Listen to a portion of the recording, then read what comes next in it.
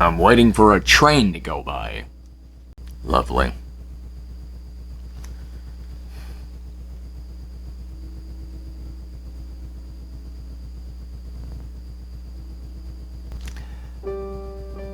Okay. How's it going, everybody? Jack here once again, and today I have a very special unboxing for all of you today. And when I say special, I mean special, okay? Some of you may remember when I unboxed this. This is a resin copy of Grandpa's face from the Texas Chain Saw Massacre 1974. This comes from the screen used mold used on set during production of the movie. And this is the actual appliances that were applied to John Dugan's face, and a mold was created of it. And it also came with his hands. These are his actual hands. This was, what was applied to his hands to make them look very, elderly. Over 100 years old, I believe, is what the idea was. It came with a certificate of authenticity, and it says, "This certifies that Grandpa replica face and hands are made from the original castings created by Dr. W.E. Barnes for the character of Grandpa in the 1974 film, The Texas Chain Saw Massacre." And it's signed by owner Chase Anderson, the owner of the Texas Chain Saw Massacre Museum, and artist John Ludeman, who collaborated with Chase Anderson to get these made. These were limited to a run of only 10 copies, I believe. Now, mine is number 4. This is number 4 of 10 that will only ever be made. It came with this behind-the-scenes photo of John getting the appliances put on little by little. Look at how young he started as, and the old man they made him into. That's just amazing. All the way back in 1973. And I know the movie came out in 1974, but production was during 1973. It came with this little awesome photograph. Now today, I have pretty much the sequel to this project, or maybe the prequel, because Chase Anderson has done it yet again. Him and Josh Ludeman, the artist who makes these, how about I just put it in Chase Anderson's words? This is from a Facebook post of his from October 7th, 2023. In 2015, after much research, trial and error, I was able to contact the estate of the late Dr. W.E. Barnes and acquire his collection of materials from the Texas Chain Saw Massacre. Dr. Barnes created the makeup, sculpts, casts, and molds for Grandpa portrayed by John Dugan. One of these items is a Lifecast of Mr. Dugan from 1973. I have partnered with John Dugan and SPFX artist Josh Ludeman to bring you this once-in-a-lifetime opportunity to own a replica of the 1973 Lifecast created from the original casting. And they were limited to 20 copies, and I'm a proud owner of one. I've been sitting on this for quite a while. I've been very busy in my personal life. I know that's always my excuse, but I've been saving this to open with you guys. Now, it is open at the top, but I promise I have not looked at this. I swear on my life. Without further ado, first of all, this comes with a very nice photograph of a young John Dugan, which has been autographed. Awesome.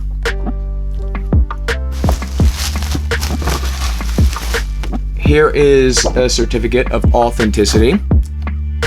Now this one reads, "This certifies that the John Dugan Lifecast replica was created from the original cast made by Dr. W.E. Barnes for the 1974 film The Texas Chain Saw Massacre.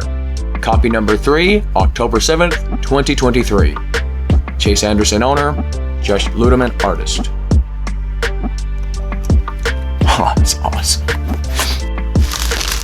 Okay. I want to be so careful with this because it is one of 20 that will ever exist.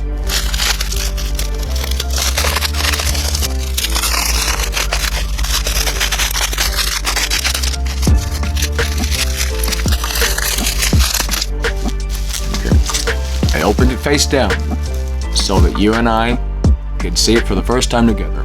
That's what I like to do on this channel, folks. All right, moment of truth. Look at that! This, technically speaking, is a piece of horror history. This is a young John Dugan's face. Wow! For comparison. A lot of the time when people are getting a mold made of their face, usually called a Lifecast or a death mask if it's done after the person has died, I've noticed that they tend to furrow their brows because it is not a comfortable experience. So as you can see here, no line between his eyebrows, line between his eyebrows. And I've been there myself. It's not the most pleasant experience, trust me.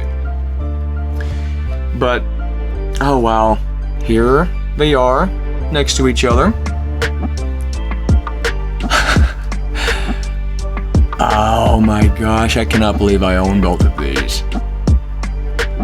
Chase Anderson has created quite a few awesome opportunities for the chainsaw community, fans of the Texas Chain Saw Massacre, and I just want to say thanks, man. Thanks for looking out for the fans and giving us opportunities to own awesome stuff like this.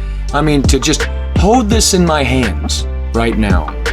To think that one day Dr. W.E. Barnes was creating this with his own two hands on a young John Dugan's face. And now, many, many years later, 50 years later, from the very same molds, I'm holding these faces. Wow. That is surreal. I mean, that is...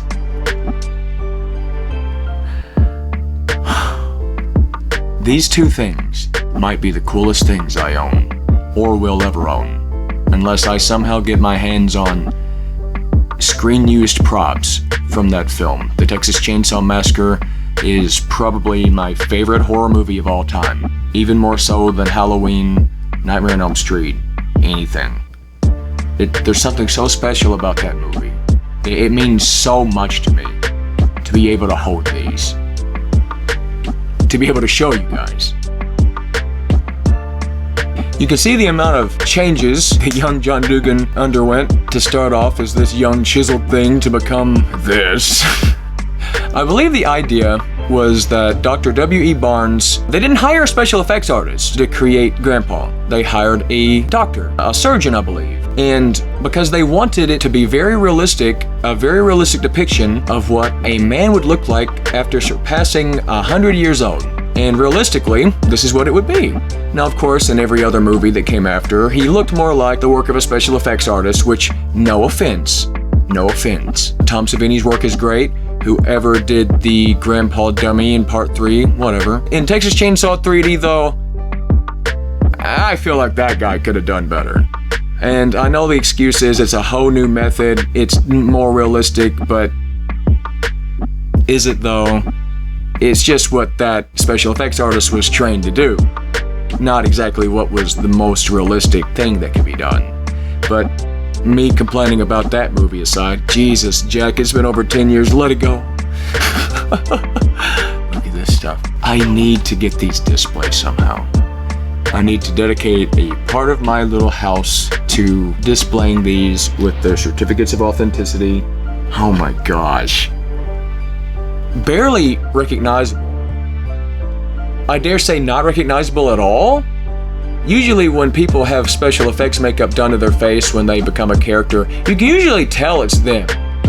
But there's not really an identifiable look that I can pinpoint being specific to John Dugan. No, of course, this is John Dugan's face. I just mean he was transformed incredibly. He's barely recognizable is my point. That's awesome. That is actually so awesome. And I can only say that so many times. But it is so cool to me that this young man, John Dugan, back in 1973, underwent this to become this. That's crazy. And it's crazy that I'm holding these right now. And I'm not trying to flex, I'm not trying to show off or anything, but when I say that these two things are the most special two items in my collection, I mean that. Because these two things are like the coolest possible items I could ever own. And I'm just so honored. I'm just so honored to have these right now. The fact that I'm holding them, I'm kind of gushing right now, I'm kind of fanboying, because I can't really believe it. I can't really believe I have these. Look at that. I can only show you so many more times, but I've been waiting to unbox this for a long time. I wanted to make sure that I did it with you guys, And oh man, that's awesome. Chase Anderson, Josh Ludeman, thank you guys. Thank you guys for preserving these pieces of horror history and producing replicas for fans like myself and others to obtain, to have part of our collection. Thank you guys. It means the world to me to be able to not just see these things, but to hold them, to see every little crease, every little wrinkle, every little pore. Thank you guys. So, I think that'll wrap things up for this video. I hope you guys enjoyed, and thank you so much for watching. See you.